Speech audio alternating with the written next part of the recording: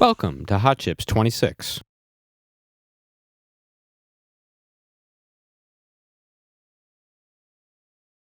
Session 5, FPGAs.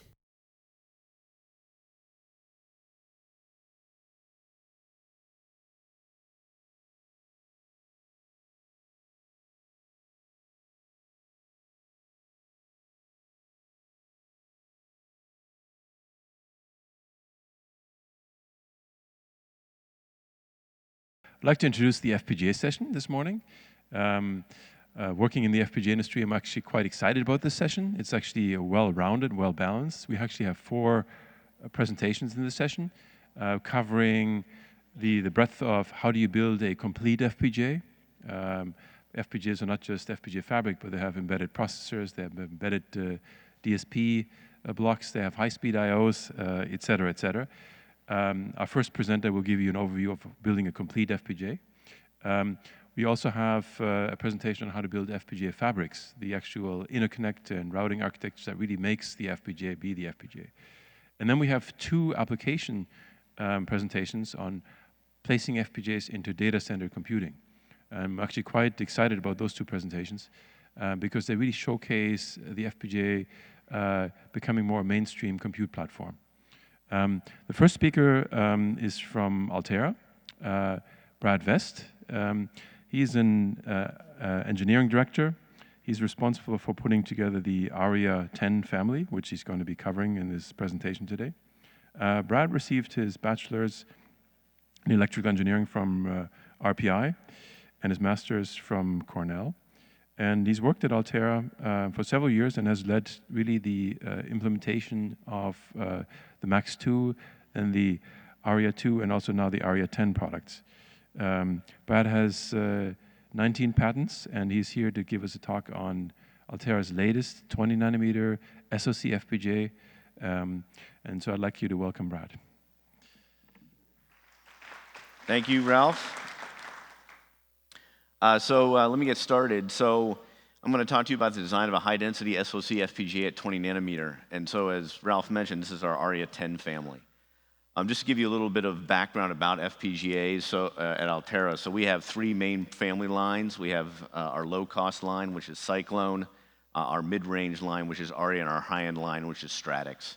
And so I'll be talking about our newest generation mid-range family, which is Arria 10. So this is the overview about what I'll be talking about. I'll talk about some of the goals we had for the device, talk about different aspects of the routing of the architecture, and then talk about some of the key blocks that are new and interesting for this family. Talk a little about power and then end with a summary. So device goals. To start off with, FPGAs have traditionally been out to many different customers. And so historically, we built it, the customers came, and a lot of different customers and use models for our FPGAs were even kind of surprises to us. As we've gone forward in time, we've had to target our FPGAs more to specific key markets based on consolidation of our customer bases and things like that. And so for Arria 10, was the first time that we really did a lot of architecting based on our market space at the early stage of the project. And so being a mid-range FPGA, we also had to balance performance, power, along with the cost, as opposed to our high-end families where we really go for it on performance. So this is a chart, which I'm not going to go through the details on some of our key areas that we focus. Wireless, wireline, broadcast, servers, and storage. These are the main target markets for this family. And so based on those markets, some of the key metrics that we targeted as we designed the device, 491 megahertz fixed point DSP data path for the wireless market.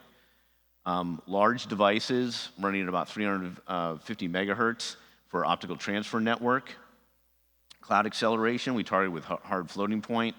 And then for 200 and 400 gig networking, our 28 gig transceivers. And so as part of this as well, we also really drove for a large die size reduction to help reduce the cost. So this is the overall floor plan of our devices. You can see it's a very tiled, column-based structure. And we've done this to some extent. We moved to a full column-based structure on this generation to really ease the integration and help us reduce the area. So we use the TSMC 20 nanometer SoC process. Our largest device has 5.3 billion transistors on 11 layers of metal. And from a resource perspective, we go from 1.15 million LEs at the high end.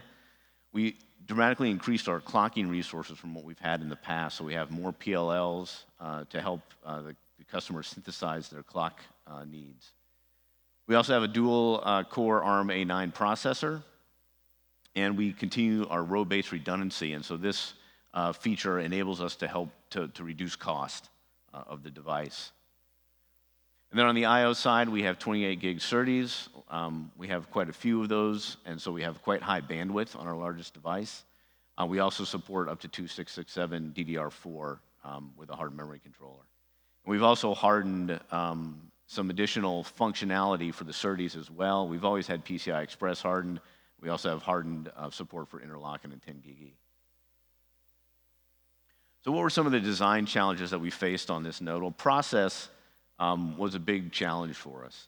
On the process side, we have more restrictive design rules due to double patterning for the lowest metal layers. And so we had to take significant advantage of structured custom layout. It's not pushing all the way to a true PNR type of layout, but much more streamlined than a standard custom layout. And this enabled us to scale for the many blocks that we have that are custom. We also had to face a lot more increasing variation. So we used significantly more statistical analysis for critical analog memory and sensing circuits, and this was to ensure robustness and manufacturability. We also use a lot of digitally assisted analog design. I'll talk a little bit more about that later. And also metal parasitics are not scaling with the transistors. So we had to do a very careful planning for our metallization of our critical high-speed signals as those signals went through the power mesh.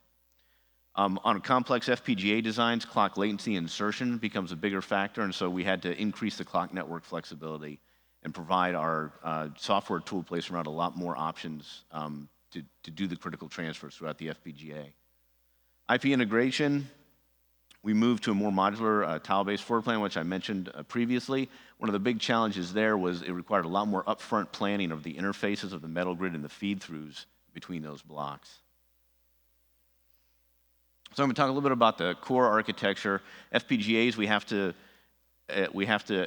accommodate many different designs, and so the different users, the ratio of logic to flip-flops that they have varies quite dramatically, as this graph on the right shows.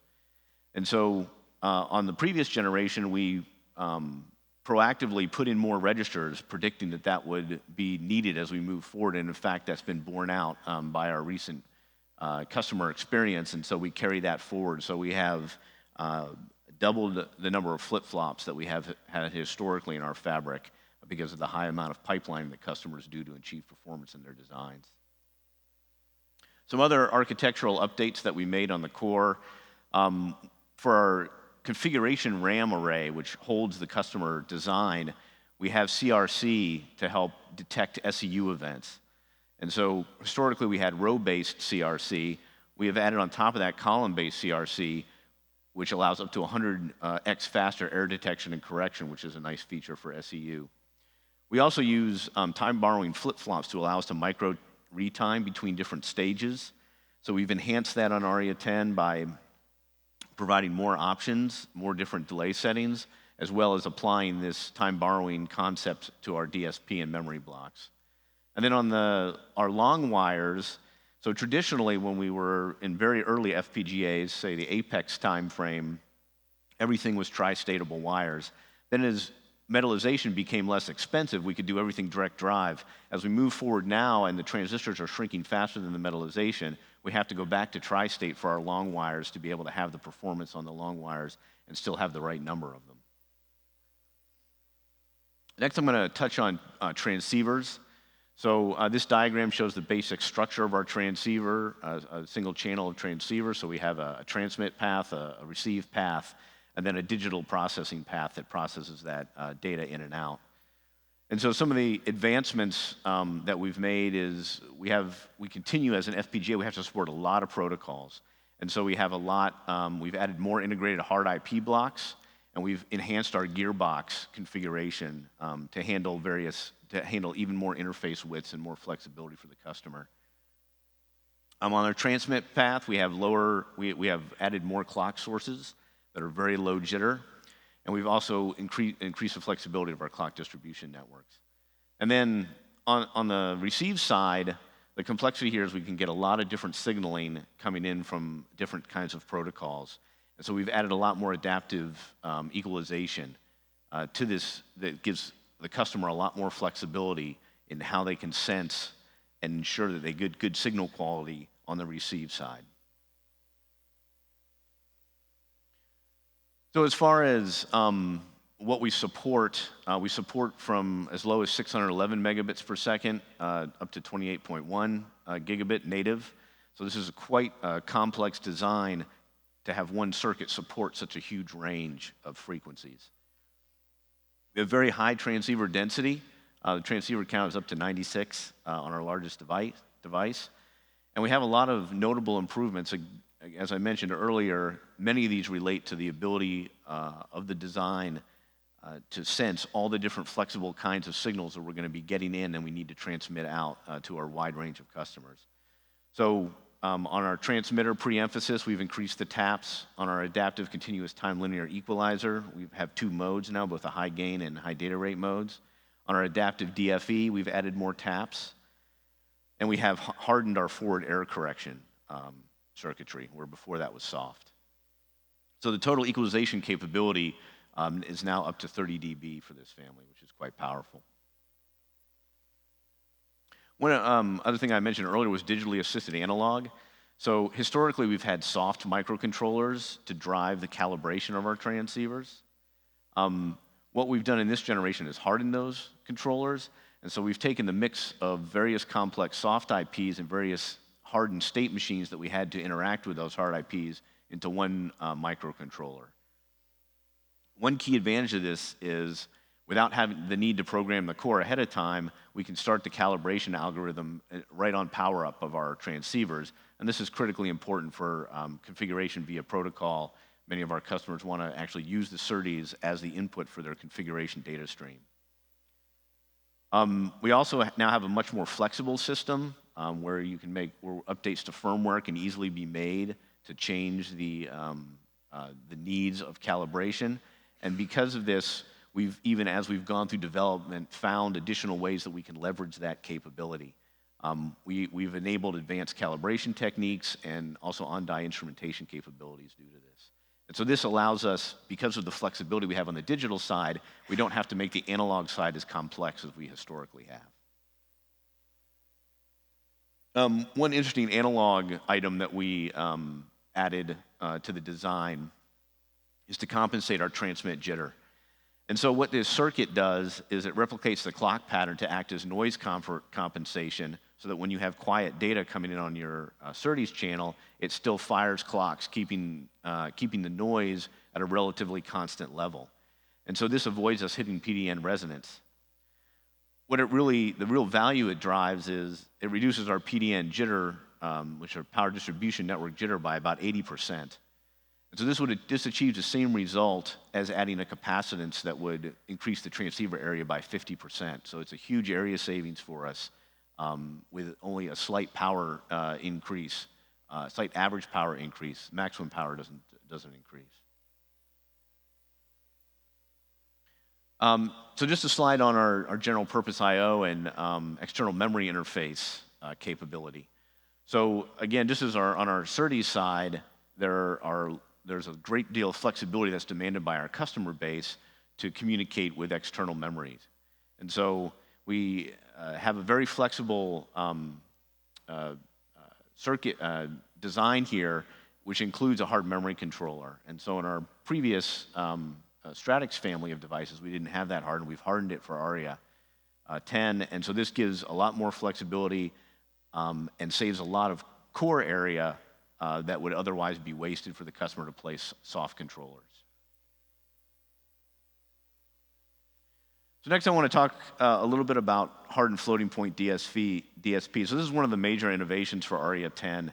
the first FPGA to have hard floating point on a commercial FPGA. And so this is hardened IEEE 754 floating point adder and multiplier support. When we implemented this, we only increased the DSP area compared to our prior generation by about 12%. And so when you look at the overall die of the FPGA, this is much, much less than 1% of die area, so it's a very small impact. For customers who want to use the fixed point capability and are familiar with our past generations, it's 100% fixed point backwards compatible with no performance or power penalty. So basically, you can have your cake and eat it too. If you're interested in the single point, no problem. If you're interested in the hardened floating point, we have it for you with very little cost. And so how is this possible? We did it by overlaying the floating point algorithms on the fixed point circuits. And by going through that process, we ended up with very little area increase.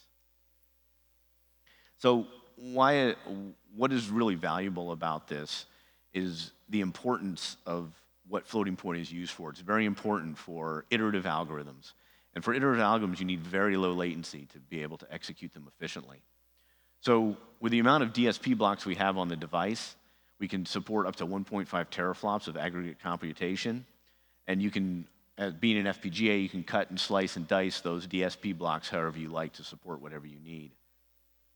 Our vector mode allows tens or hundreds of DSPs to be seamlessly integrated together to perform single functions. And we also have external and internal pipelining of individual DSP elements to improve their performance and efficiency. So as an example, if you're doing a 256 length dot products on Arria 10 using the floating point, it will take about 25 clocks. On a standard FPGA technology, using a systolic fur filter implementation, that'd take about 750 clocks.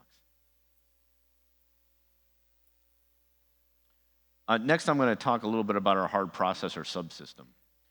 So the differentiation between our last generation, which was really our first ARM-based SoC, we've improved the performance, we've put a lot of focus on improved security, and we're able to be very backwards compatible to our previous generation. So for those who are used to using our previous generation SoC, they're going to be able to reuse the software, lots of tools reuse from what they did on that previous device. We move up to 1.5 gigahertz processor speed for this generation, and the addition of secure boot with authentication is a big feature upgrade for our customers to ensure that their interaction with our device is as secure as possible.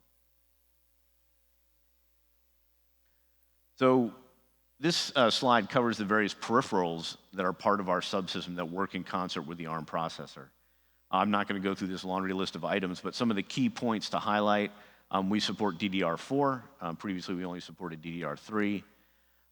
We've added 16-bit flash support for higher throughput.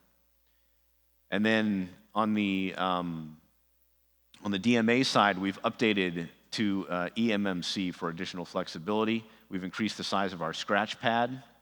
On the communication controller side, with our Ethernet MAC interfaces, historically we've only had 2 of those, and so the customer needed to do a lot of duplexing of data. Here with 3, we can have simultaneous ingress, egress, and control, which provides a lot more flexibility and simplicity for the customer. And then on the security and peripheral side, Secure Boot is a key new feature, and using Secure Boot, we ensure that we only execute code that is provable from a known source and is unmodified. So I'm going to talk a little bit about HPS and how we interact with the FPGA. So we have a high throughput. We have 3 main ways that we communicate with the FPGA to the HPS, and they each have a unique function. And by having these 3 independent methods for interacting with the FPGA, again, we offer simplicity to the customer based on the things that they want to do. So we have a high throughput bridge to the FPGA where we can easily access the header packet data stream that's flowing through the FPGA. And we can do it an order of magnitude faster than we could with a typical PCIe latency. We also have a non-blocking low latency bridge to the FPGA, so this allows simple access to the fabric to access glue logic, access whatever additional control and interfaces we need to have for the FPGA logic. And then we have a shared FPGA HPS bridge with a smart schedule for the DDR interface. So the SOC does not have its own dedicated DDR interface. We have a DDR interface that's shared with the FPGA. And so we have a smart schedule that's part of this HPS that allows traffic that's going out to the DDR memory from the FPGA and the SOC to be easily controlled between the two. So next I'm talking a little bit about security. So for security, there's 3 basic phases. There's prevention, what you can put in place to prevent security attacks from occurring. There's detecting when an attack is occurring, and then response, what do you do? What options do we have for the user when they're under attack that they can resolve that attack? So from a prevention side, many of these features we've had on the previous generation. One new one is factory test mode disable. So this allows us to completely cut off our factory test mode access if a nefarious attacker somehow had the ability to understand how to use that interface. On the detection side, as I mentioned earlier, the secure boot is a big new feature that we've had, that we've added. And then on the response side, we haven't added any particular new features, but we've made it much easier and much more flexible for the customer when an attack is detected to easily and quickly zero out their sensitive customer user pattern so that a nefarious user could not access it. And so the other area that we've put a lot of focus on is the key storage and making this versatile and simple for the user. So what's really important here is that we need to have a simple authentication algorithm for the customer. And so this is done through a 3-key system. And so what we have is we have a public key, which resides blown in fuses on the FPGA itself. And that's then used in concert with a private key that the customer keeps on their server, on their laptop, and they must keep that secure. And then we have a code signing key, which is on the flash from where the processor boots. And the combination of these 3 things allows the customer to use a lot of third-party certification techniques and other techniques to ensure that their system is completely secure. My last topic is to talk a little bit about power. So we have a number of power-saving features that we've applied on this generation, some similar to what we've had in the past, some new. One of the new ones is Smart Voltage ID. So this enables the device to run at a lower than nominal VCC while retaining the same performance level and while reducing the static and dynamic power. And I'll talk a little bit more about that. Programmable power technology, which I'll also talk a little bit more about, enables low-power transistors on the non-performance critical paths to be reduced in performance to reduce static power without reducing your overall performance. And then lastly, we have VCC Power Manager, which is a feature that enables customers, if they are willing to take a performance hit, to reduce VCC even farther and trade off between performance and power. So this is a little bit more about Smart Voltage ID. What this basically is a system where we blow a fuse on the device that indicates what voltage this device can be run at various different speed grades that we sell to the customer. And the customer is required to have a controller or a smart regulator on their system that can sense that information through a very simple soft IP interface on our FPGA, and it senses that and then changes the voltage back to the device to reduce the power. So this will give you a guaranteed worst-case static power reduction. If you look at the graph in the lower right, that represents a distribution of different devices and the distribution of static power that we have on the devices. And we want to take those very fast devices, reduce the voltage on those, but not so far that we limit the performance. And so we reduce it down to a level where we're still meeting the performance. That means on average, the customer is also going to get an AC reduction per die. Some die won't be able to drop, some die will, but overall you get a lower OpEx from that. And so this overall can reduce the static power by about 35%. The other technique is programmable power technology. So the diagram in the upper left represents our array of logic blocks. And this technology allows us to say, we know the critical path is going through the yellow boxes. We go ahead and bias the substrate of those transistors such that they are the highest performance possible, but they have more leakage. But then for the rest of the devices, which are not on the critical path, we can change that bias so that those guys don't burn as much power, and yet they still meet the performance needs. So this reduces the core static power by roughly 20%. So in summary,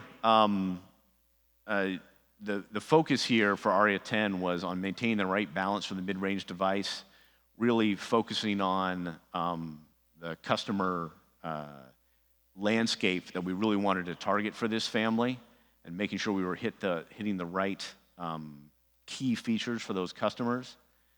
We leveraged the development cost, performance, power, and unit cost. And then we also did a lot of focus on improving our design efficiency through new methodologies. So the other area that Arria 10 really focused on was supporting key hard features that are attractive to the target markets. So these are things like the hard memory controller for external memory interfaces, the processor and the processor subsystem, including its peripherals, and then security is another key feature. And then one thing is, as we continue to learn more about this, with our hardened floating DSP feature, this opens new markets for FPGAs. And so that's a really key aspect to allowing us to grow into new areas and learn more about new customer bases. Thank you very much. That was all I had.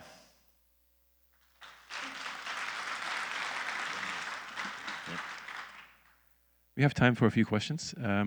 Microphones on the left and right. Please state your name and affiliation. Good morning. I'm John Swan with Swan on Chips. Morning, Brad. So the silicon devices, as they age with temperature, can change the threshold voltage, which would affect maybe the power point that you say that you fuse into the device. Is there any way that the device can know the age of it so that it can compensate, or just build on enough headroom that that's not a factor?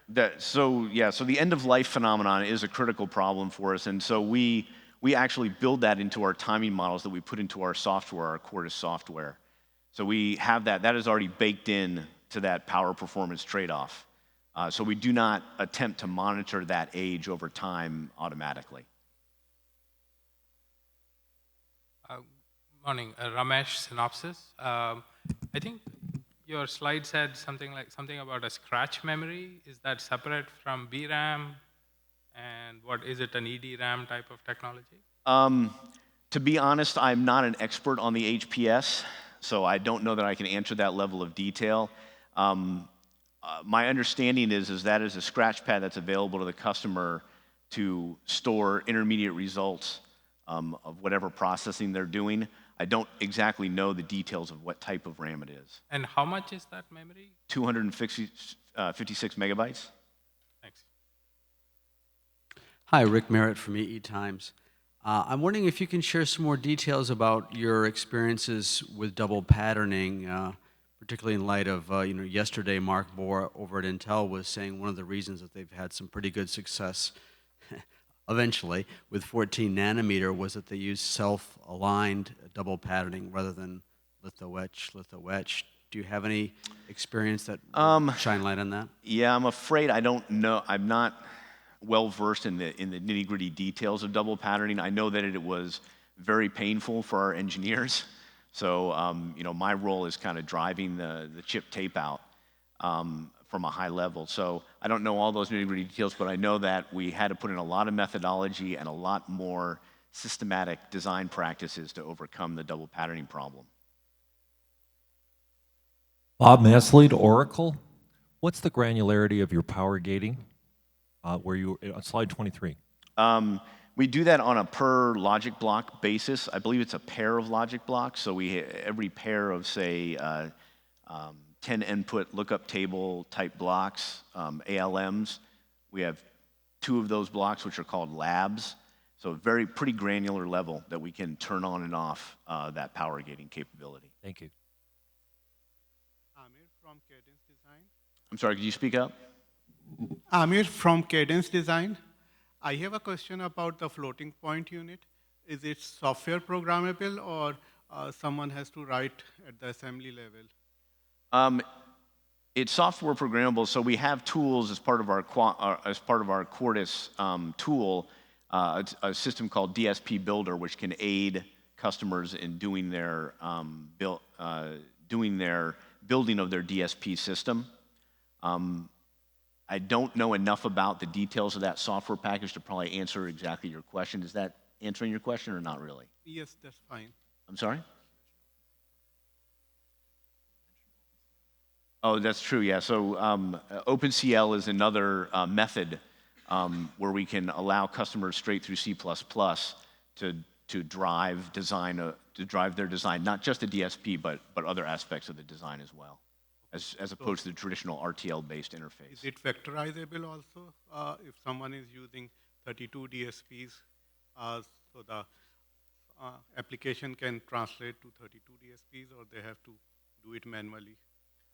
I would guess that there are methods to both do it manually and do it in a more automated way, but I'm afraid I don't know that level of detail. I don't know if you have any insight. Thank you very much. Christian Klingner, NVIDIA. I had a question about your backbias control. You said that you can control the backbias on your critical path. What kind of granularity do you have there? I'm sorry, could you speak up? What is the granularity at which you control the backbias? I think I just answered that question. That was the power gating. Okay. I think so there is no, maybe I've misunderstood the previous question then. We don't have any power gating. We only have the backbias control. And so that is on the granularity of a pair of labs, logic array blocks, which is roughly equivalent to, I think, 40 LEs, something like that, level of granularity. And what kind of circuits are controlling the backbias? So we have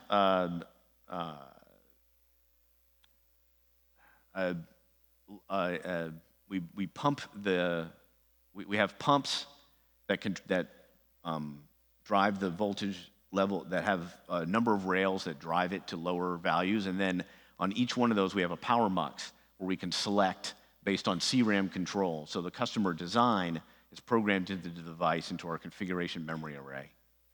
And so based on that design, we can, based on the customer desire for the software knowledge of the critical path, it will go in and say, okay, this needs to be a high power logic array block, these ones can be low power, and it sets that power mux accordingly to select the right voltage level to bias.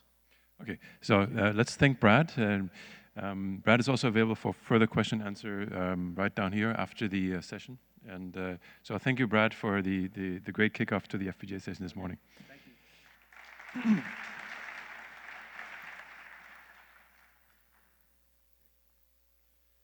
Our next presenter is Andrew Putnam. Andrew received his bachelor degree from the University of San Diego.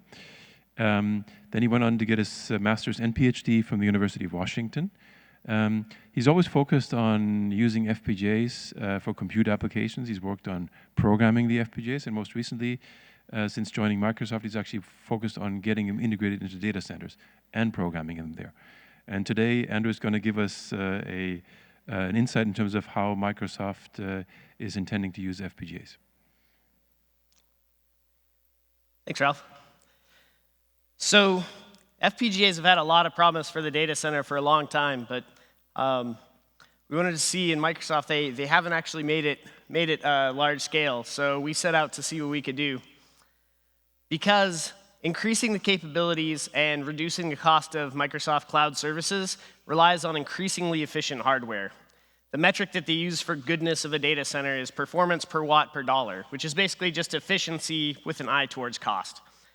But of course, as everybody here at Hot Chips is well aware, technology has not been our friend in this endeavor in the last handful of years. With the end of Dinard scaling, it becomes more and more difficult to get those kinds of efficiency gains and cost reductions by just waiting for technology to get better alone. But there's still something we can do. Here's an old graph that's been around for quite a while that shows the efficiency of different architectures. And it turns out that the general purpose CPUs that you use for a normal data center are on this far left end of this graph. They're some of the least efficient architectures you can do for your given application. So there's a 10, 100,000, even 10,000x difference in the efficiency of an architecture for a general purpose CPU versus a dedicated ASIC. So it seems obvious, if we need to increase the efficiency of the architecture, we can do it via hardware specialization. Unfortunately, the data center environment's really pushing you the exact opposite direction. Software services change monthly at the slowest. Often they change weekly or even daily. Machines last around 3 years and are purchased on a rolling basis, but they're often repurposed, say roughly halfway through their life cycle. So just because you bought a machine that's supposed to be dedicated towards, say, web search, it doesn't mean that that machine is going to stay dedicated towards web search. So when you buy it, you need to have it with an eye towards flexibility. Maybe it'll even be repurposed before it ever makes it to the actual data center. There's little to no ability to do maintenance or have any accessibility to the servers, so you can't just go through and upgrade the RAM or change out the SSDs or add some piece later. Once those things make it into the data center, they're pretty much stuck there. So what you want is some really flexible and homogeneous is the easiest way to deal with it, flexible kind of set of servers so you can repurpose it and deal with it as you need. So here's that paradox. We want homogeneity, but we want hardware specialization as well. So if we look at this graph one more time, you see there's the dedicated ASICs in the far right, but there's this kind of broad range in between the general purpose CPU and these dedicated ASICs where we have a chance to do something with a hardware accelerator. So if we look at two ways of adding an accelerator to Bing, somewhere in here, we could either go with an FPGA or an ASIC. And the ASIC is definitely going to be higher on the efficiency scale. So it seems like the right choice to do. But as soon as the application changes, that FPGA accelerator can be updated along with the application change. But the ASIC is probably just going to be called a waste of power, or it's going to hold software developers back because they don't want to lose the power of that accelerator. And then, as I said, about halfway through the lifetime of the server, it's going to be repurposed anyway, at which point they're just going to call it a waste of power and one other thing that can break. Whereas with an FPGA, you have the chance of repurposing that FPGA and going with another application. So FPGAs look like a really promising way to add hardware specialization, but how do we properly integrate these into the data center? Well, if you've got a rack of machines like this, there's 3 real ways you can do it.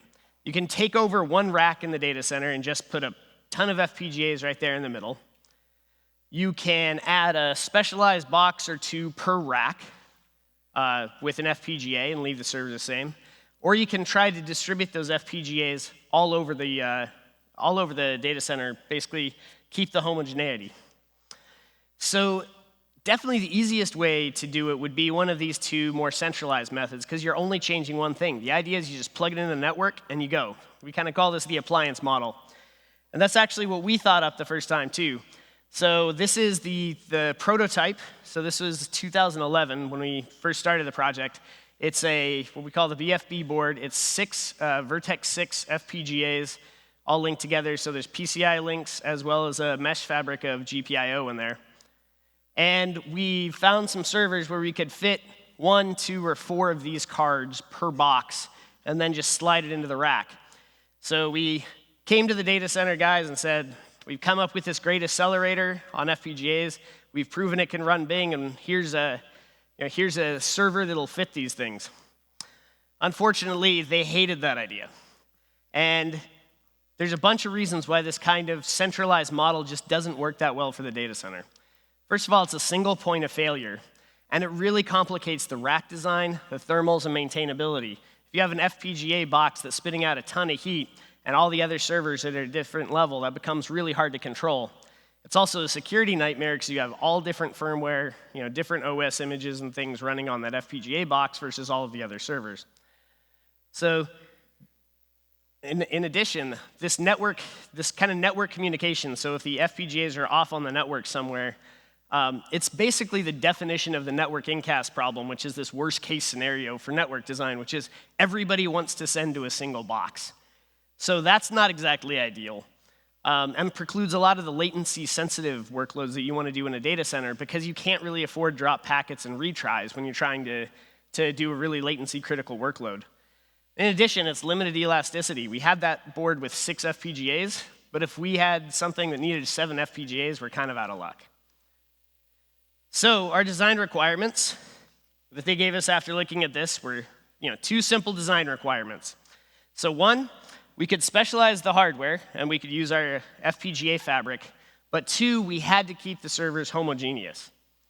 They were really firm on these 2 design guidelines. But with most design guidelines, you always end up with a few other people adding some requirements on. So first of all, don't cost too much. We weren't allowed to be more than, say, 30% of the cost of a server, because we had to show positive total cost of operation. Also, don't burn too much power. They don't have the cooling provision or the power provisioning to add a really heavy box. So basically, we could take the power that the PCI spec says we could have as a PCI attached device, which is 25 watts, but that was the maximum that we were going to get. And don't break anything. So work in the existing servers, no modifications or performance impact to their network, and don't increase the hardware failure rate. So like I said, 2 simple design requirements. So before we actually get into this, we want to give people an idea for what a data center server actually looks like. And don't feel bad if you don't know, because most people at Microsoft don't even know this either. So here is basically one of the data center servers. It's only 1 U tall, so it's pretty thin, and half wide. So you got your hard drives here, SSDs go here, 2 CPUs, and a NIC card. So your only spot for adding an accelerator is this tiny, it's about 10 centimeter by 10 centimeter spot back here. And all of the airflow is coming up this way, so these CPUs are making some nice toasty air. So this poor little card gets baked in 68 degrees C ambient airflow, and that's the air that we're supposed to cool this thing with. So you may have noticed there aren't any cables attached to this. So what actually ends up happening is this server slides into this I/O backplane, and I guess I can,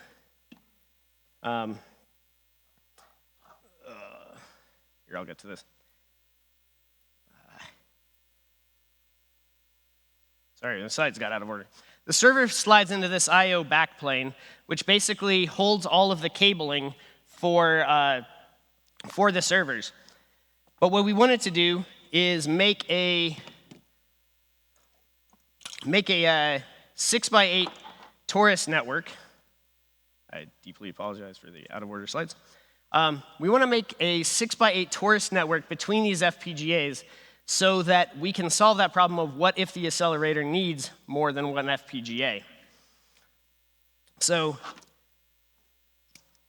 I don't know if you can see these things, but basically our problem is that because we had to fit into the existing servers, we only have these 2 SAS connections here on this board. So we need a north, south, east, and west out of 2 connections. So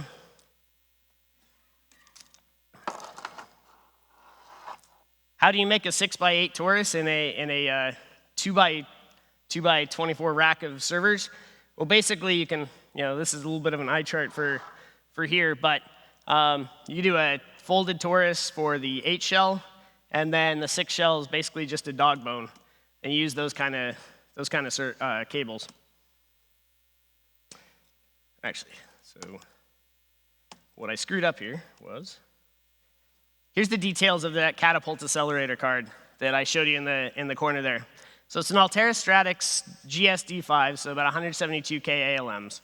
And we have 2 SODIMMs that both run at 666 megahertz, along with a 32 meg configuration flash. On the bottom of the board is a mezzanine connector. Because of size reasons, you can't use a standard PCI edge, but basically that's PCI Gen 3 by 8, 8 lanes of to those mini SAS connectors that I just showed you. And then all of the power also comes through this mezzanine connector. So that's your 25 watts of power. Because this is an FPGA session, it's kind of hard to do the die photos that all of the awesome ASIC sessions do. So I'll do the moral equivalent, which is the board design photo. And basically, this is a 16-layer board. We had to use FR408. It's, like I said, under 10 centimeters on its side. It's a 35-millimeter FPGA package. And so your heatsink, just to show you, by the time you stack this thing up, you have your mezzanine connector, you have a fairly thick board, so your heatsink is really, really short. So that further illustrates just how difficult it is to get an accelerator in there that's going to be powerful enough to do some good, but also, run cool enough to be able to fit back there. Okay. So as I described this network really briefly, we have the 6x8 torus network. Why did we bother going with these specialized cables between the FPGAs? And the reason is that when you add an FPGA to the CPU, you attach it via PCI Express. But let's say you need to go to multiple FPGAs to do your acceleration. So if you put your web search pipeline on these FPGAs, you end up sending a packet to your FPGA, it sends it back. You send it to the TOR, sends it to the CPU, to another FPGA, back to the CPU, back to the TOR. So you basically do this bounce all over the place. And that's not only difficult, but it violates one of our two, probably the seventh of which was stay off the network, don't impact their network performance. But when you add in this specialized network between the FPGAs, you basically make this scalable, reconfigurable fabric. So when you hand off when a server hands off a packet to its local FPGA, it doesn't have to worry about routing the packet from there on out. You rely on the FPGAs and this network interconnect to actually route it to the appropriate service and then do all the processing for you and get it back. So from the perspective of the CPU, its local FPGA can handle what actually took a lot of FPGAs to implement. In addition, you can add a bunch of other services in this same kind of FPGA network, and then every CPU thinks it's attached to all of these services. So how do we keep this from becoming a total nightmare to program? Well, we divide all of the functionality into what we call a shell and a roll. The shell takes care of all of the cruft that usually makes a lot of FPGA programming really difficult, like the DRAM controllers, the PCI controllers, all the I2C, and in particular, this network. So there's a network router which basically makes all of the routing really easy. So if a CPU is trying to send a message to an FPGA and it's not destined for that local FPGA, the network router never even sends it into the application. It just forwards it along to the FPGA that's actually intended for. So in order to kind of show off this fabric, we wanted to pick an application that was obviously an easy match for FPGAs. Well, not really. We actually took on something as challenging as we could find, which is Bing. So if you break down Bing you can basically break down Bing into two major stages. There's selection, which is which of the web pages do I feel like looking at all, and ranking, which is, okay, I've got a candidate set of documents that look promising. Which one's actually the best match? So what we focused on is the ranking as a service, and we ported this to our reconfigurable fabric that we call Catapult. So out of that, there's basically 3 stages of ranking. So the first is feature extraction. And a feature for a web page, if your query is FPGA configuration, you're going to get a web page like this from Wikipedia. And a feature is something like the number of times that your first query word appears, number of times that your second query word appears, and the number of times that they appear together. So basically, you'll aggregate all of those and put it into what we call freeform expressions, which are just mathematical combinations of those features. And then you'll come out with these kind of meta features. Then it goes into a proprietary machine learned scoring model. So this feature extraction piece is basically just a giant sea of state machines. And it's efficient because if you were to look at this on a standard FPGA, then counting the number of occurrences of a word is one set of instructions, and then you have to go back over the document when you want to count the number of times they're together, and then you have to go back over the document every time you want to do a new feature. On the FPGA, you just have this giant sea of state machines, all of which look at the document streaming by once, and at the end, they all have the answer. For the freeform expression stage, we basically made a custom multi-core kind of processor. You can see up there, it's six small, simple, but highly multi-threaded cores, and then a complex unit where you pile all of the really area-heavy things like divide, natural log, exponent, things that show up in these expressions that you need to do, but you don't want to put into every single core. So this multi-core supports 240 simultaneous hardware threads. So kind of putting it all together, if you have a server that wants to do ranking for a document, it takes that document and injects it into its local FPGA, in this case, the third freeform expression FPGA. But since that FPGA doesn't know how to do ranking at the start, it just forwards it to the head of the queue, which is feature extraction, which knows how to do it. It then forwards that packet along the network in this processing pipeline, and at the end of it, you have your score, so you'll forward that back to the requesting server. And each server just has a different injection and ejection point, but basically they all treat this pipeline the same way. So it's easy in a way to get this to work for 8 servers, but it's an entirely different scale when you really need to go up to the data center. So in order to test this out, we did a deployment of 1,632 servers into a production data center. And without too much buildup, here's basically the results we got. When we added the FPGA compared to software alone, the FPGAs give you a 2x increase in throughput. Now that includes all of the other stuff that's going on, including reading the SSD and all of the other kind of network processing that goes on. So this is not just the piece that the FPGA is accelerating, but the entire ranking piece. With the FPGAs, you're able to do it twice as fast, which means half the number of servers required to do Bing. We've also reduced the latency a bunch, which basically gives the developers a chance to do more processing and still meet their service level agreements, meet the timing, and then they can increase relevance with that. We did this all at less than 30% of the cost of the server, less than 25 watts of power, and during the whole pilot, which we weren't allowed to go in and mess with anything or try to fix it, it had to be entirely autonomous, we didn't have a single dynamic hardware failure. Because of that, we finally broke this barrier that seemed to be there for quite some time, which is when our FPGA is going to make it into the data center. We finally have an answer to that, and it's going to be early 2015, because Bing is deploying this Catapult fabric. So by the time you guys are sitting here next year and you're thinking, whatever happened to that kid who was doing the FPGA accelerator for Bing, you can type your query into Bing, and the FPGA accelerator will give you the answer. So getting FPGAs in the data center is one thing, but keeping them there is another.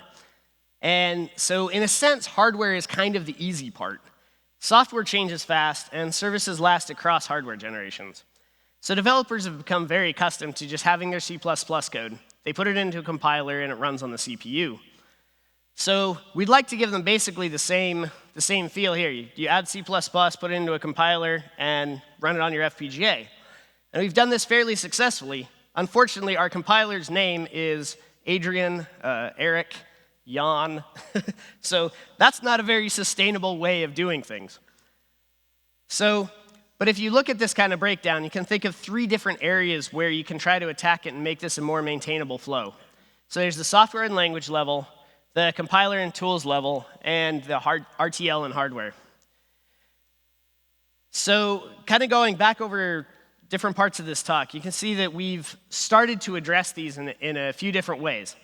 At the software and language level, we need to structure the software for explicit data communication.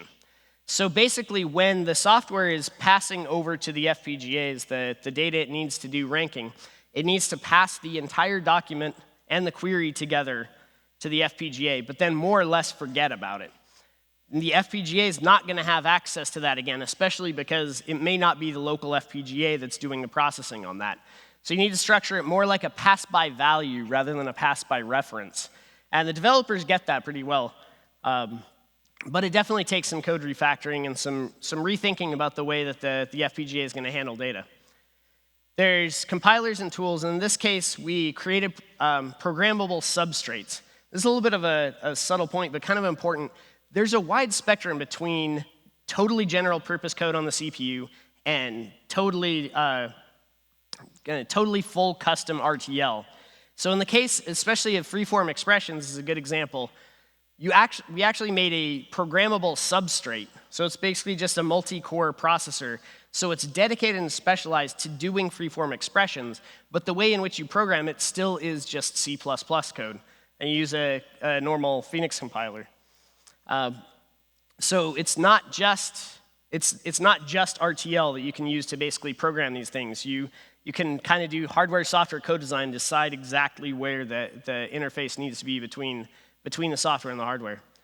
And finally, at the RTL level, we have the shell and roll and common APIs, which basically make it really easy and get people away from having to worry about how the software will deliver data to and from the FPGA.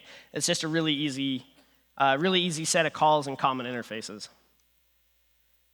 Of course, going forward, this isn't really going to be quite enough if we're going to convince the number of software developers and the generations of software developers who need to be able to use these things to maintain the software and build additional capabilities. So there's a huge need for high productivity languages. The C2Gates tools didn't really work terribly well for us for things like the FE state machines.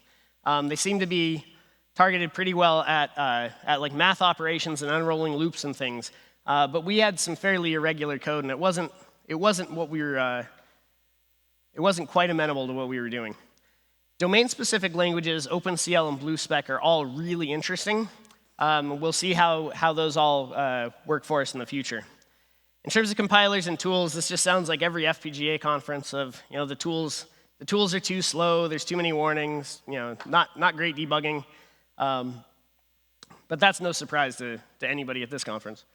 And in terms of the RTL, when you're going to have FPGA just for computation, PCIe is going to be there, DDR is going to be there. You need to have basically kind of built-in JTAG and debugging, better floating point performance. I think the Altera talk basically said they're going to have floating points. So I think FPGAs are getting there in terms of being more amenable at the hardware level for compute kind of operations. So in conclusion, hardware specialization is and possibly the way to get the efficiency and performance that we need to be able to improve the data center services. And this Catapult reconfigurable fabric offers a flexible, elastic pool of resources where we can build these kind of accelerators. And for Bing, at least, we were able to reduce the number of servers that they need for ranking in half at lower latency, reduced latency variance, which is super important to them, and proven scalability and resilience. Enough so that they're actually going to push it into their data centers. But, of course, in order to keep them there, we're going to have to really improve the future of programmability. And like any big project like this, we have a lot of collaborators who helped a lot. 4 of them are in the audience today: Jan, Aaron, and Steve and I. But basically, this has been a great team, and our partners at Altera have really been amazing during this whole process. So at this point, I'd like to open it up for questions. Thank you, Andrew. We enjoyed the talk. Please state your name and affiliation. Amir from Cadence Design Automation. If you come closer to the microphone. Amir from Cadence Design. It was a nice presentation. I like it very much. What optimizations are done for power? So we do, basically power, we more or less have an on-off kind of thing. So we're not doing anything at a really fine grain at the moment to optimize the power. But basically, if your application's not actively doing anything, you can gate the clock. But for the most part, we're not doing anything super active at the level to reduce any level to reduce power. And do you think the hardware and the software on the FPGA is optimized to the maximum level, or it is just out of the box? No, it's absolutely not optimized to the maximum level, but in large part because we have to prove compatibility with the software guys before we're going to be trusted to take over and really be able to optimize things like crazy. Like all of these are still using IEEE floating point. Obviously, it'd be better for the FPGA if we were doing fixed point. But when they see a difference of 0.1 or 0.01 in their results, they think that's an error. So we actually have them matched even bug for bug compatibility. So they have some bugs in their feature extraction, which we mimic in the hardware, just to make sure that they can see the same results. Is there a plan to make it? We're going to take the next question. Andrew's going to be available after the presentation for more questions. But we have more people wanting to ask questions. Ronnie Krasinski, NVIDIA. What's the memory system that the soft cores interact with? Is it like streaming? So the soft cores, basically, they have their own little local scratchpad memories, but that's about it. There's a shared memory, which basically has a copy of the features that were passed in from the previous stage, from that previous FE stage. So you distribute that around, so there's many copies of that, but it's treated basically as a read-only memory. And at the end of their computation, they spit out just a single value, which is basically passed down the pipeline and put into their future storage. So it's not, there's not actually any kind of coherence or anything among the different cores, which is how we pack so many of those cores on there. Rick Merritt from EE Times. Can you say how many FPGAs you think you're going to need for Bing, and what's the next application? I don't think I can say how many. So what's the next application? There's a bunch of different applications that we're obviously chasing. Bing was not an obvious match for FPGAs by any means. I mean, this is 30,000 plus lines of just gnarly C++ code. Now there actually are a lot of applications that do seem like obvious matches. So it would make sense to kind of go after some of those. But we don't actually have anything in particular that we're going to say that we're going after next. And can you say why you made the switch from Vertex to Stratix? That's my advisor from Xilinx. So over lunch, later on over lunch. Shri Kumar from Oracle Labs. If I understood right, you have some additional cabling connecting the FPGAs on the backplane, and they are also getting power from that. But does it change? Normally in a rack, the failure replacement unit, the reset domain, is one blade. Right. Is the Taurus resilient to deal with that, or how does that work? Yeah, so I apologize. I got my slides out of order and didn't explain this terribly well. But basically, we have the servers, and so here we go. So there's this little piece right here, and the servers more or less just slide in right here and connect to this backplane, and then the cables at the factory are wired up to go in here. So when you're actually servicing a blade, the I/O backplane stays where it is.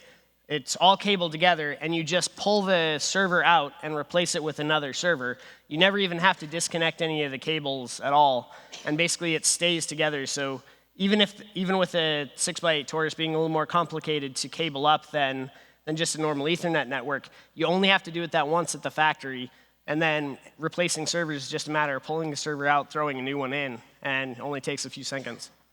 Right. So that's the mechanical aspect of it. I assume that the protocol also deals with things being pulled out while in service, or do you bring down the rack? So basically, when something gets pulled out like that, you identify that FPGA has failed, whether it was because you pulled out the server or for some other reason, and it'll remap the ring, which means that's the only time you're actually actively doing an FPGA reconfiguration. And you'll reconfigure the ring to use a different set of FPGAs and get them back up. One more question, last question, and then we have to just take the next questions, other questions offline. Nuwan Jason, AMD. So does the fact that you share the FPGA network across multiple nodes in the machine, does that affect how you partition your shard, your original application's dataset, or are the FPGAs just constrained to touch whatever data that's passed to them? No, so the FPGAs just kind of touch whatever data they're passed to them. In the ranking setup, basically, once you are past the document, you don't need any additional data from there. It's really selection where you get that's the part where you have to be really careful about how the data is sharded and things across the machine. The actual ranking part is more or less the same kind of operations on every document. Okay, thanks. Thank you, Andrew. Great talk. Again, all speakers of this session are going to be available for further questions after the session down here. The next speaker is Steve Yong. Steve is the main architect at Xilinx working on the FPGA fabric itself. Steve's been with Xilinx for over 20 years. He's actually been leading the FPGA fabric architecture design ever since the first generation Vertex.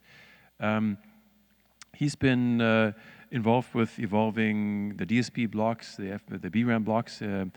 Most recently, he's also innovated the FPGA architecture to actually support die stacking, so the SSID technology. And this talk he's going to give us today is focused on the next generation FPGA fabric, scaling it. Moore's law is alive and well. The FPGAs are getting bigger and bigger, and then the FPGA fabric has to keep up with that. Steve is a main innovator at the company, at Xilinx. He's got close to 200 patents. So please welcome Steve.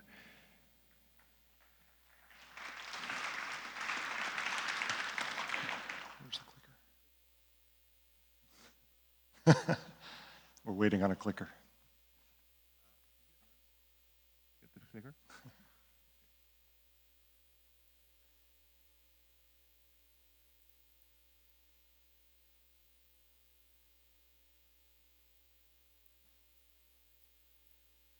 Guess I can do it manually. We'll just start.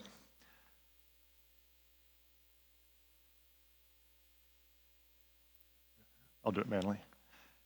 So in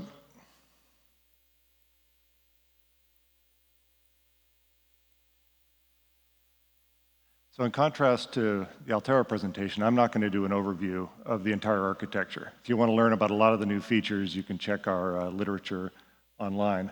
What I'm going to try and do is just focus on some of the bandwidth-driven fabric challenges that we have at 20 nanometer, some of the new challenges and what we've done about it.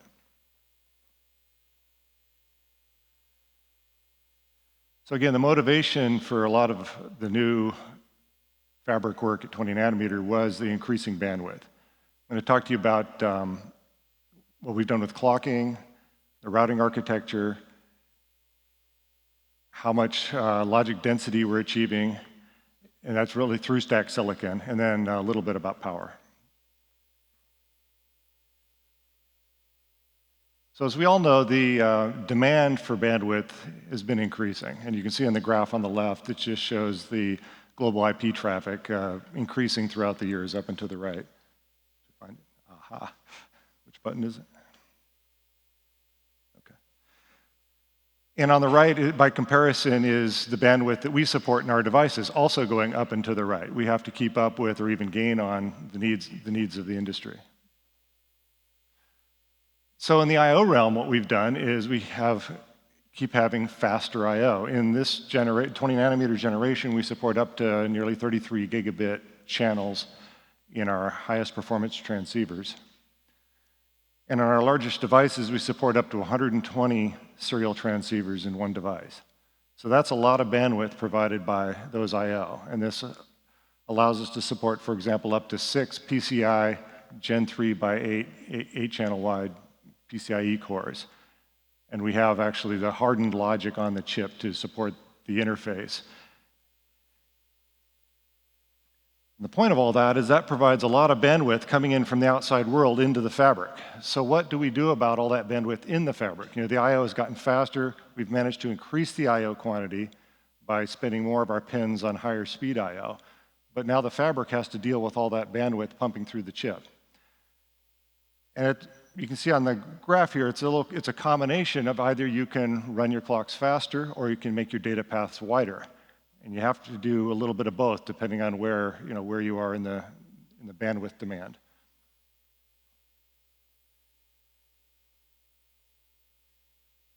So routing delay is very important to your overall system delay. And as we widen those buses, it puts a greater demand on routing. A wider bus has more instances of routing. It also means the distances that the signals have to travel is greater. So there's an amplified demand on the routing when we're trying to increase bandwidth with wider buses. Also, clock skew consumes more of your timing margin. For a given, if you're improving frequency, then clock skew would need to come down to be the same percentage. If it does not, it's a bigger percentage of your timing budget.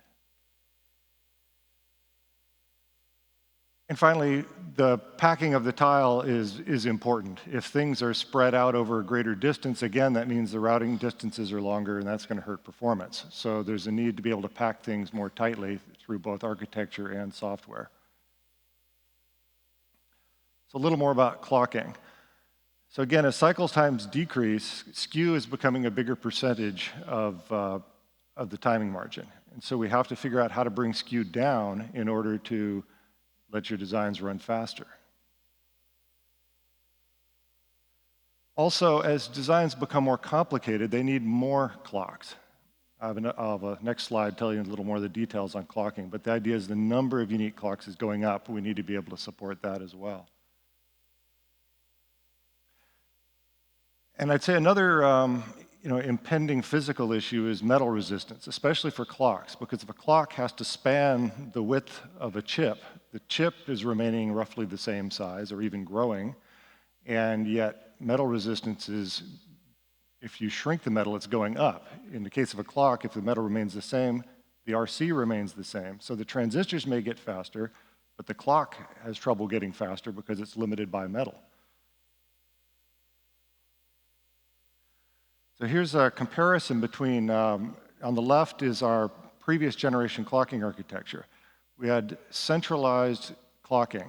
32 global clocks could reach anywhere on the chip. It's designed for very low skew with big wires and strong drivers like clock networks are done with. But then if you have some sub-regions that need to have a clock to them, well, they're competing for these clocks.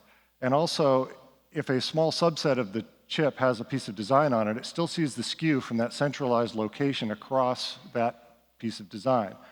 This is great if all of your clocking is truly global. This is a very good resource for traveling across the entire chip. But as designs become more modularized, there are going to be separate smaller regions competing for these same global resources. So in contrast, in our 20 nanometer products, what we've done is a more distributed, segmented clocking solution. So we can support many more unique clocks. You really won't be limited by the quantity of clocks. It's more about the locality.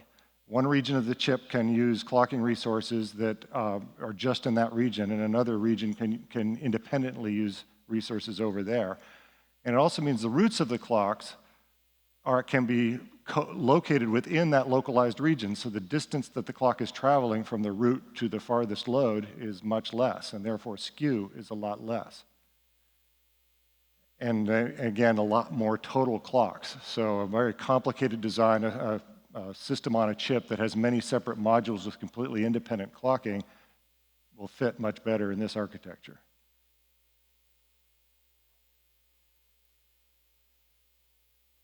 So a little bit about routing demand. I said before, as the buses widen, we need even more routing. That's more tracks and greater distances. Again, that distance is in logical terms rather than physical terms. The chip is still shrinking, but we usually measure distance by how many tiles away a signal has to go, and that's what goes up as buses widen.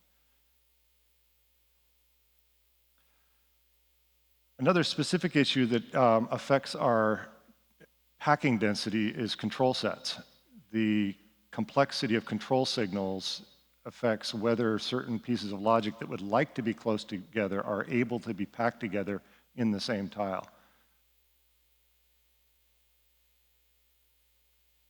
And again, metal resistance is an issue for our data signals as well. I think we are going through an inflection point as we shrink that metal resistance is becoming a dominant issue in performance. So it's important to plan our design and our choice of metals to deal with this. We need the metal to speed up along with the transistors. So what have we done for packing? This is a picture of our 7 series CLB. It was 2 slices that were somewhat independent of each other. And one change is to merge those in 20 nanometer. By merging these, you create a larger set of logic that has more control signals in common. They have a common carry chain. There's a greater likelihood that the logic placed there will want to have a smaller set of control signals. Also, we find that every generation, as we grow our parts and deliver more total logic, the appropriate resolution of each of our logic blocks tends to grow. If you look past several generations, every few generations we grow the logic block because in our analysis of, it's a trade-off between the resolution and the total quantity. But as the parts get bigger, you get great resolution even with a larger block. So that's why it makes sense to grow the block. And then within that block, we have several innovations. One is there are more total control sets. So for example, we've doubled the number of clock-enabled signals because we found that there's a greater use of those in designs. One reason for that is clock gating is becoming more prevalent. In an effort to reduce power, clock gating is more common. We even have tools that will automatically insert clock gating to help control power, but that tends to create more clock enables and a more complicated control set. So the hardware has created a little more flexibility in order to allow those things to happen and still be able to pack logic densely, therefore reducing routing lengths.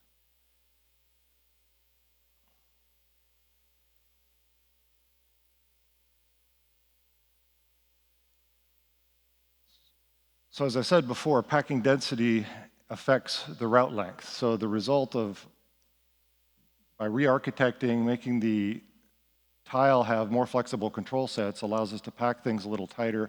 Also, we've re-architected the interconnect a bit to allow it to be a better fit with that tighter packing.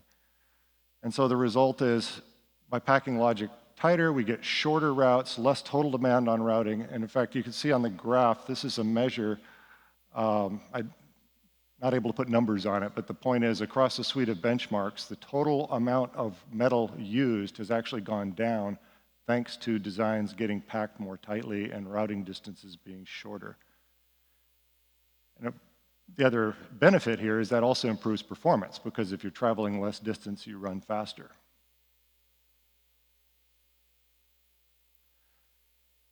But what have we done also to enable this is, in the hardware, we've actually added more metal layers.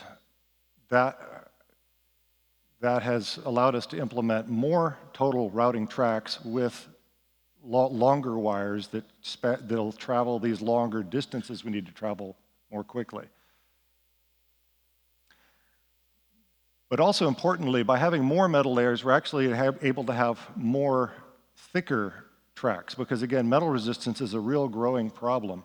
So rather than having a few finer pitched layers, we can have more thicker layers, deliver the same number of signals, but with much thicker wires and a lot less resistance. And that's very important as we move into these smaller generations to allow the metal RC to keep up with the speedy transistors.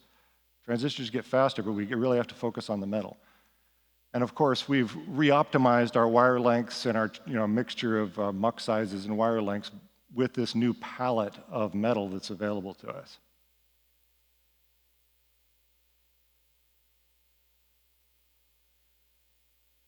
So here's a representation of some benchmarks we've done. Is it color? Yeah. This graph shows on the horizontal axis is a measure of how full a design is. So each of these data points in this graph correspond to a benchmark design that we've run. Now these are benchmarks that we create internally that are intended to stress the architecture. They're typically more demanding than customer designs, but it's how we judge how well we're doing with our routing. So on the x-axis is how full the part is. On the y-axis is a measure of complexity of the design. Some designs are very simple data flow topologically. Others are have very complicated interconnections. And so you can see down and to the left, things are very easy. The green represents something that's very easy to route. The black represents something that cannot route. And in between, things will route, but there'll be a challenge, either more software runtime or an impact on your QOR because routing was challenged. And this graph corresponds to what we saw on a previous generation of an architecture. Now here we've run the exact same benchmark suite. The graph on the left is the same as on the previous slide. The graph on the right is the same suite in ultra-scale. So by adding more routing, improving the choices of wire lengths, doing the greater packing. Also, there have been improvements to our Vivado software around ultra-scale to optimize for that. So with all this working together, we're getting much better results. Very, very routable, very good QOR, faster software runtimes, thanks to greater routability. And it means the user can go through more design cycles. If you have quicker software runtime, faster time enclosure, you can make more changes and more iterations on your design with the architecture.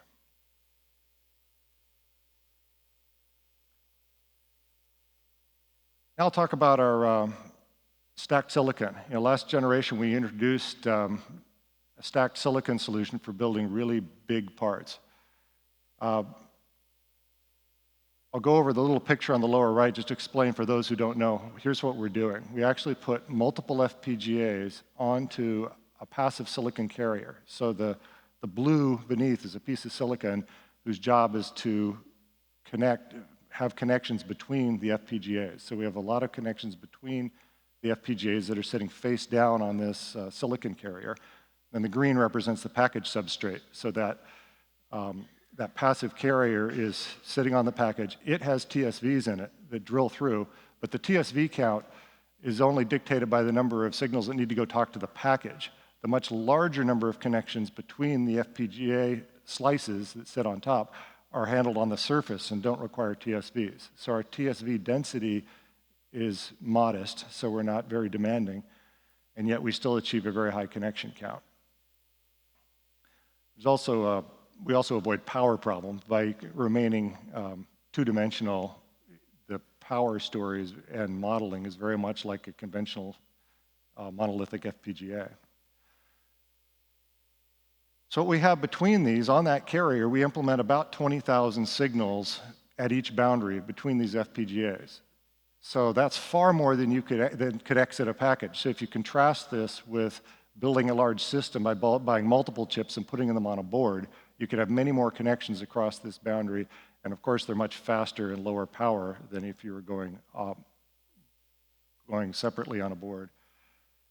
Now compared to last generation, we've also now have the ability to locally pipeline these connections. So even signals running across this boundary can run above 500 megahertz because you can actually register at the boundaries of that wire crossing.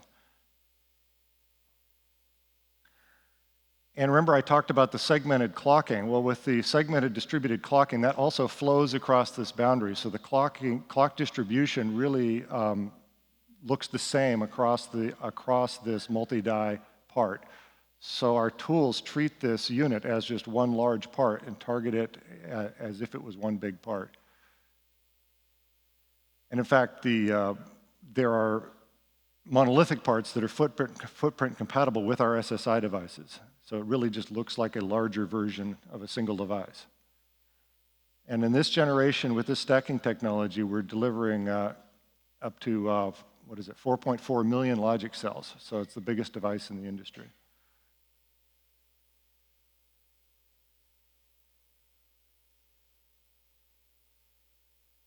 Finally, I'll talk a little bit about our power optimizations. We really took a lot of steps last generation to improve power. That's we show the delta between our Vertex 6 and Vertex 7 product lines. There's a big step down in power with a lot of new techniques. But we are now continuing that trend.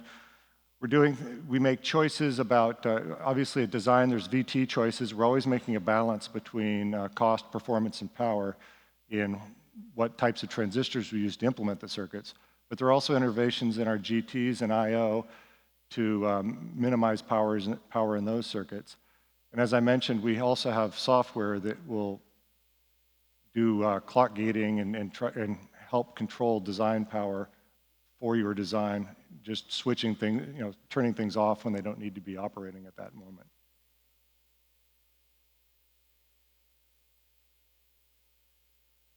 That's the overview. Really, this slide is just to show we have this architecture. We have it both in mid-range and high-end families. So this is an eye chart showing our Kintex family. It has six family members spanning from about 300,000 logic gates to over 1 million. And then we have the Vertex product line, 7 devices spanning from, I think, about 600,000 logic cells up to the 4.4 million. And again, that highest end is achieved with this latest die stacking.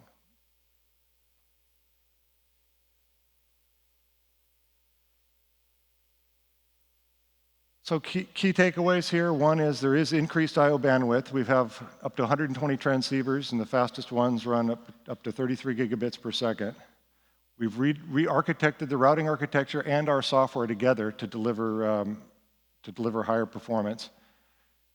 A much more flexible clocking architecture that's segmented can deliver far more clocks with more localized skew. And finally, the second generation SSI is allowing us to keep delivering bigger parts. You know, even though some people say Moore's law is slowing down, we're still seeing it continuing on its path, and through SSI, we're delivering what we call more than more. The parts are getting even bigger every generation.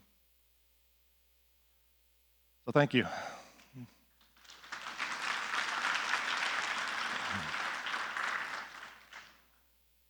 We have time for a few questions.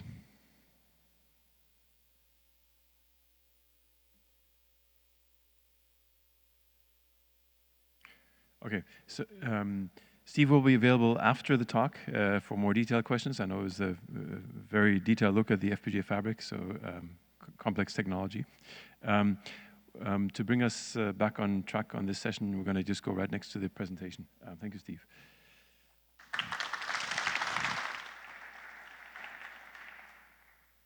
I'd like to introduce Jian Ouyang. Jian is here from Baidu. He's actually working on the infrastructure department at Baidu that's looking at data center architecture.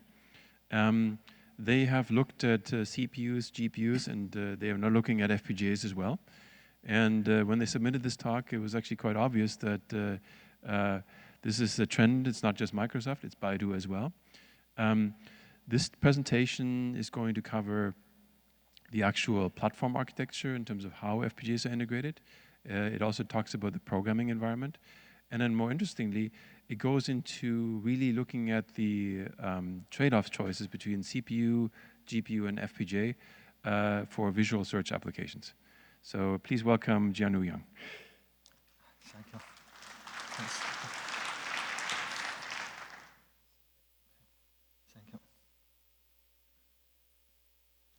Hi, good morning. I'm Jian Ouyang. I'm a senior architect in Baidu Infrastructure Department. And today, my presentation is SDA, Software-Defined Accelerator for large-scale DNA system. This work is collaborative with Professor Song Jiang. He is from Wayne State University, and he's also a visiting professor of Baidu. Let me give a brief introduction of Baidu. Baidu is a dominant internet company in China. We provide the web page search, local page service, video, cloud, and many other services to more than 600 million end users in China. And we are not just only a local company. We are beginning to exploit the internet market of Brazil and Southeast Asia and Middle East Asia. Baidu is a technology-driven company. We have tens of data centers in China, and we have hundreds of thousands of servers, and we also have more than 1,000 petabyte data. Baidu is also a pioneer company to use deep learning to improve many critical services. We use deep learning for the speech recognition and to reduce up to 25% error ratio compared to the GML method in 2 years ago. And we also use deep learning for the image search. We increase the accuracy of image search up to 80% And as we know, deep learning is very good at the speech and the image. Besides the speech and image, we also brought the deep learning into many other areas, such as ADAS, web page search, local page service, and natural language processing, and we also get very good performance. So what is the DNN? DNN, we call DNN as the deep neural network or the deep learning, and it is a kind of machine learning, and it has a multiple layer neural network. It's often unsupervised, and it's often used as the regression, classification, and pattern recognition. The deep learning is often better than the shallow learning, such as SVM and logistics, because it doesn't need to label the features manually, and it has stronger representation ability. However, deep learning often demands much more compute power due to the complex structure and the big size parameter. 2 years ago, almost all the people think that the shallow learning is the mainstream in the big data era because the shallow learning is simple enough to handle the big data and bigger models. However, Baidu has replaced all the shallow learning by the deep learning today. Besides the efforts of Baidu's algorithm scientists, we also propose and implemented the NUC architecture to support deep learning. My presentation contains 4 parts. The first is the overview of deep DNN algorithm and system. The second is the challenges on building large-scale DNN system. The third is our solution. We call it SDA, Software-Defined Accelerator, including the design goals, implementation, and the performance evaluation. And the last is the conclusion. The figure 1 is the single neuron structure. It summarizes several inputs and filters some by the added function, such as the sigmoid or the tangent edge. And the figure 2 is the multiple neurons and layers. There are several layers, and each layer has many inputs. The backpropagation is a common training method. There are 3 stages, such as the forward, backward, and updated weight. I will not touch the detail here, and we can see that the major computation is the matrix multiplication. The training is computation intensive. The computation complexity is relative to the size of training data, the size of parameter, the layer number, and the training epoch. One training epoch will process all the training data, and there are often tens of training epochs for one training job. And the computation of training is layer by layer, so it's difficult to scale out. And the online prediction only has the forward stage, and it's also computing intensive due to the big size of parameter and the deeper layers. For example, if the input vector number is 16 and the layer number is 8, and the size of weight matrix is 2048, the total computation of each input is about 1 giga operation, and it will cost more than 13 million seconds in the latest Intel processor. This is the bigger latency for the online service. This figure is the overview of deep learning system, including the offline training and the online prediction. And as mentioned before, both the training and prediction are compute intensive, but they have some little difference. The scale of training means the the size of training data and the size of parameter. The training data is often 10 to 100 terabyte, and the parameters is often 10 million to 100 billion. And the scale of prediction means the user's number and the throughput. The user number is often 10 million to billions level, and the request per day is often 100 million to 10 billion. And due to the difference of the scalability and the workload type, the training system is designed for is often designed for scale up to reduce the training time, and the system of prediction is often designed to scale out to increase the throughput. And the hardware configuration of the training system is often high-end, such as the GPU and infinite band network. And the size of training cluster is often medium size, such as, for example, 100.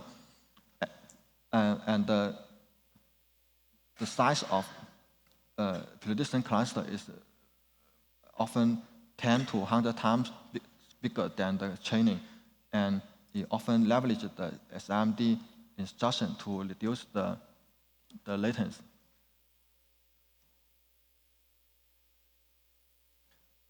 There are 3 challenges of the deep learning training system: the limitation of scalability, the speed, and the cost. The limited scalability is due to the algorithm, and the training is very slow. It's often days to months, depending on the size of training data set and the size of parameter. And there are so many training jobs at the same time, so the total training server is very large, and the cost is very important. And the challenges of deep learning prediction is the cost and speed.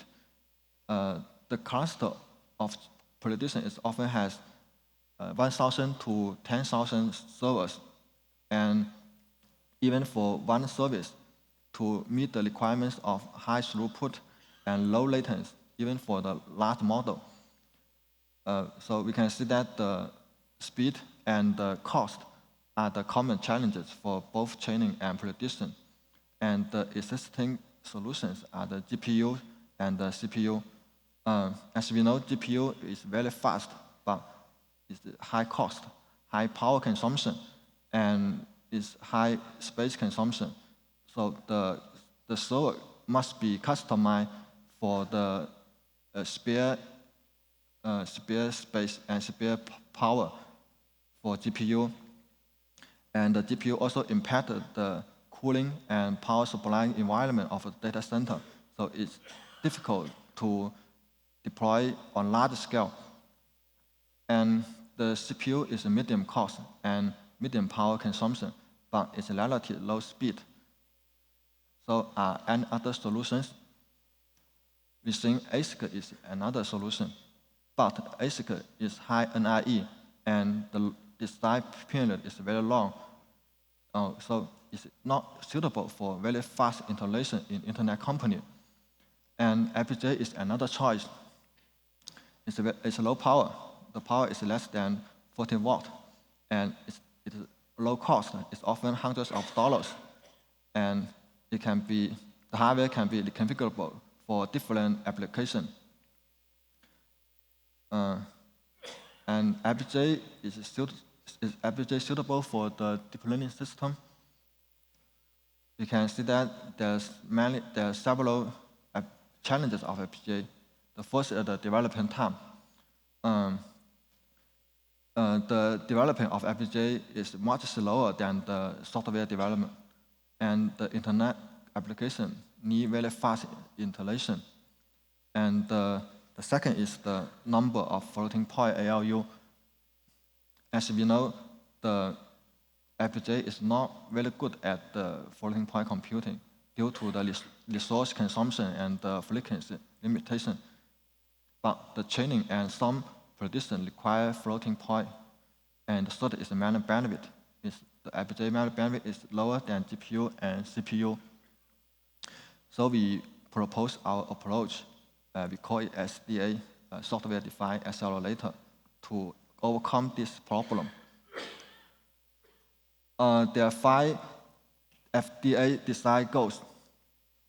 The first is to support both the training and prediction, so the floating point is necessary. The second is the performance. We think 400 gigaflops is acceptable and feasible for FPGA, and it's higher than 16-core Intel server. And the third is the low cost. So we use the medium-end FPGA. And the fourth is that we don't want to change the existing data center environments. So the power must be low. It must be less than 13 watts of total power, and it must be small enough. And the last is to support very fast installation. So we propose the software-defined. The next several slides is about the design and implementation of SDA, including the hardware board design, architecture, and the software and hardware interface. This figure is the SDA hardware board. We can see that there is a Xilinx Kintex 7 FPGA. We use the largest one. And there are 2 DDR3 channels. And the capacity is 4 gigabytes. And the host interface is PCIe Gen 2 by 8. The size is very small. It is half height, half length, and 1 slot thickness. And the peak power of the total board is less than 13 watts, and the power can be supplied by the PCIe slot. Due to the small size and the low power, the FPGA can be plugged into any type of existing servers without modifying the server design and the IDC environment. So it can be easy to deploy on large scale. The SDA provides the floating point matrix multiplication and the floating point active functions. And the challenges of matrix multiplication for FPGA implementation is the numbers of floating point multiplier and adders, and the data locality, and the scalability for FPGA of different size. And the challenges of active function for FPGA implementation is to support reliable active function. There are tens of different active functions, so it's impossible to implement them in FPGA at the same time. If we use the reconfigurable method, the reconfigurable must be online and within milliseconds. The figure is the architecture of SDA. We customize the floating point multipliers and adders to reduce up to 15% resource consumption compared to the standard IP. So we can implement more floating point ALUs into the medium and FPGA. And we leverage the BRAM for the data locality. And we divide the ALUs into types to support scalability. And we provide software-defined active function. We support tens of active functions, such as sigmoid, tangent edge, soft side, and the active function is implemented by lookup table and linear fitting. We can reconfigure the table by calling user space API online, and we don't need to reboot the server. And the reconfigurable is very fast and didn't impact the application. And in the evaluation, we find that the configurable time is within 10 microseconds, and the precision of active function is similar to the standard implementation of CPU. We also provide the Q+ compatible APIs, such as the memory allocation, memory copy from the host to device and from device to host, and the matrix multiplication, SGEMM. And so the application does not need to modify the code, and it's easy to use the FPGA in the existing service. We also provide the reconfiguration APIs to reconfigure the active function online. This API is also user-based. The next several slides is about the evaluation. This is the setup. The host is the Intel server. There are two Yong processor and the number core. The core, there are 16 cores. And the SDA has two DDR3 channels, and each is 32-bit with ECC, and it is running on 1 GHz. And the GPU is one type of server-class GPU. There are two independent devices, and the following evaluation leverages one device. The SDA is running at 300 MHz, and there are 614 floating point adders and 614 floating point multiplication. It consumes 16% LUT and 16.5% VRAM and all the DSPs. We set the matrix size to 2048 by 2048 to test the peak performance. You can see that in this figure, the peak performance of GPU is about 1 teraflops, and the peak performance of SDA is about 318 gigaflops, and the performance of server is 316 gigaflops. The gigaflops per watt of FPGA is about 3 times than the server, and it's 1.5 times than the GPU. We also changed the matrix size range from 512 to 2048 to test the performance on the variable matrix scale. We can see that the performance of FPGA is 315 gigaflops when the matrix size is 512, and it achieves half of the GPU, and it's also very close to the peak performance of the FPGA, but the performance of GPU or the CPU is much lower than the peak performance when the matrix size is small. We think that the small matrix scale limits the hardware parallelism of the GPU and CPU. The next several slides is the real workload evaluation. The real workload is the online prediction. The input batch size is small. The batch size means the number of input vectors which can be processing at the same time. It is often 8 or 16, and the layer number is often 8. We set the size of a hidden layer to several hundred to several thousands. The deep learning is not proven by the mathematical so far, so the size of parameter is strongly depending on the application, practical training, and the training time, and hundreds to thousands of the size of hidden layer is common use in the practical application.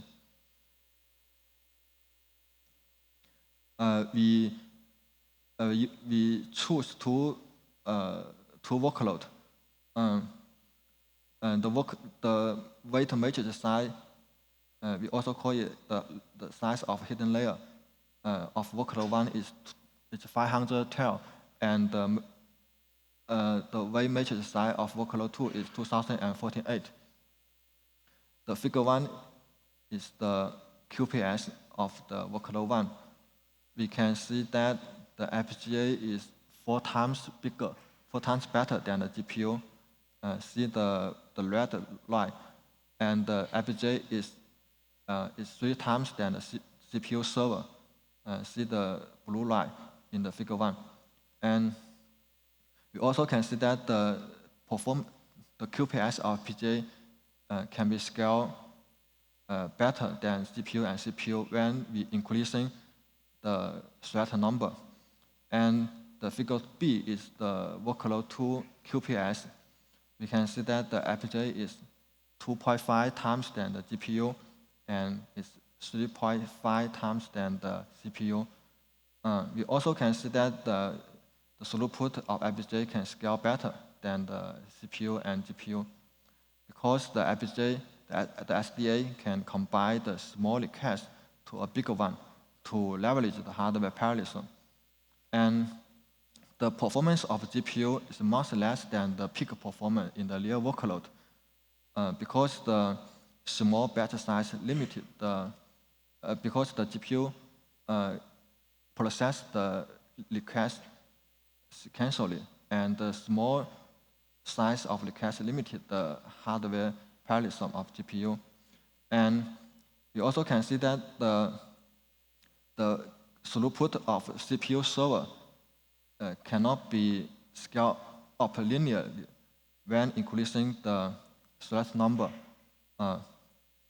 because when we increasing the thread number, the cache miss become the cache miss become serious when many threads loading the matrix, the weight matrix at the same time.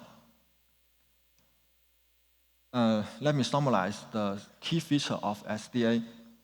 The first is the software-defined. Software-defined means that we can configure the active function by calling user space APIs within milliseconds, and we don't need to reboot the server, and we don't need to stop the normal service and application. And so the software-defined active function can support very fast installation of internet service. And the second is combining small cache to bigger one. So it improves the QPS when the batch size is small and the batch size of real workload is actually small. And we provide the QBus compatible APIs, so the existing applications can use FPGA easily. This is the conclusion. We designed the SDA software design accelerator for over half a year, and we have used them in our real workload in real product system.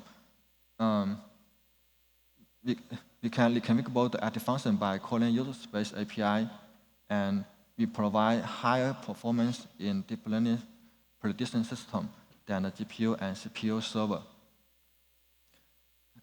because the FPGA can combine the small cache into a bigger one to leverage the hardware parallelism. And we leverage the mid-end FPGA to achieve about 318 gigaflops. And the real power consumption is about 10 to 20 watts in the real product system. And the peak performance is about 13 watts. The peak performance is not optimized now. We think we can optimize the hardware board design to reduce the peak performance in the future.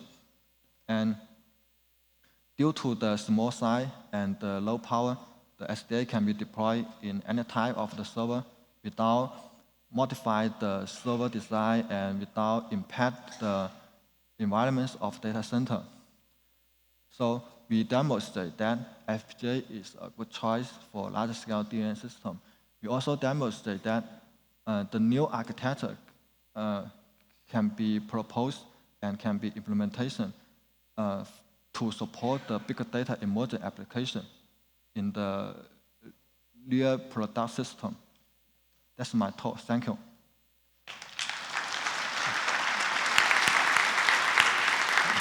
Thank you. So yeah, thank you, Jian, and also thank you, Baidu, for actually taking the time coming to North America and giving this talk in North America. Very interesting. Thank you. Hi, Sharad from Microsoft.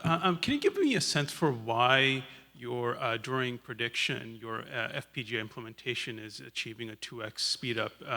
Is it because basically you're doing a bunch of vector adds and multiplies? So can you give me a sense for what is it about the design of your system on the FPGA that's giving you that speed up? The question really is, GPU has much higher peak performance versus FPGA. Why is the FPGA in the end still better than the GPU?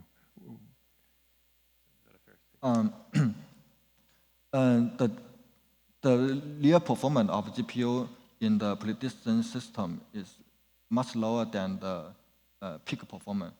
And this is one reason. And another reason is that the GPU is difficult to deploy on large scale due to the cost, power, and space consumption. And the FPGA is cheap and a high performance in the little workload, and is small, low power, and the online service is the existing application and service we have run for a long time. We cannot change the existing data center environment. So the FPGA is the only choice.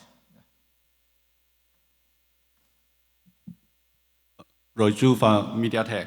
Kind of related questions. So in your numbers, the FPGA is better performing than GPU on the real workloads.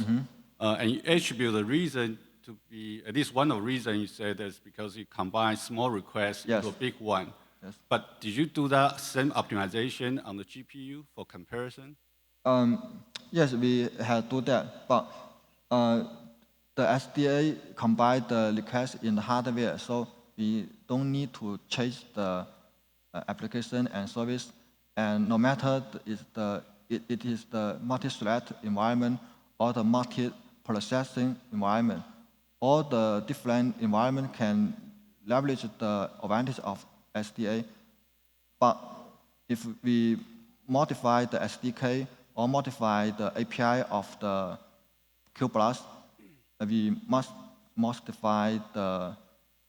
change the existing service or application. Yeah. Michael Shea, UC Berkeley Extension. Question here is, did Baidu try to do the software-defined acceleration before, or this is the first time? Pardon? Baidu 以前有没有做过这一类的 SDA， 还是这是第一次？ Good questions. Actually, Baidu have this team for over 3 years, and we have designed the FPGA based at GZIP, the compilation and decompression accelerator. We also designed the software-defined flash, and we use software-defined flash in our data center more than several thousands, and also published the paper on the S-Plus this year. You can see this paper. Thank you. David Maloney from Movidius. I had 2 questions. One was, can you tell us a bit more about your floating point format? You mentioned that you had optimized it. Have you changed the rounding mode? What's the precision and so on? I didn't see that in the presentation. And the second one was, I guess, how do FPGAs stack up from a cost perspective, not just power? I understand that you don't want to perturb the environment of the server, but previous experience I've had on FPGAs was that, yes, you can get good performance, but it comes at a quite high cost point compared to a more dedicated solution. Can you repeat it? Yeah. We'll focus on the first question. So the first question is basically, you optimized floating point. Yes. Can you comment how your optimized floating point is different from standard floating point? This is a good question. We optimize the floating point according to our application. The standard implementation can handle all the exception, but in the real situation, we don't need handle all the exception of IEEE standard. Yeah. We'll have to stop the questions over here right now. All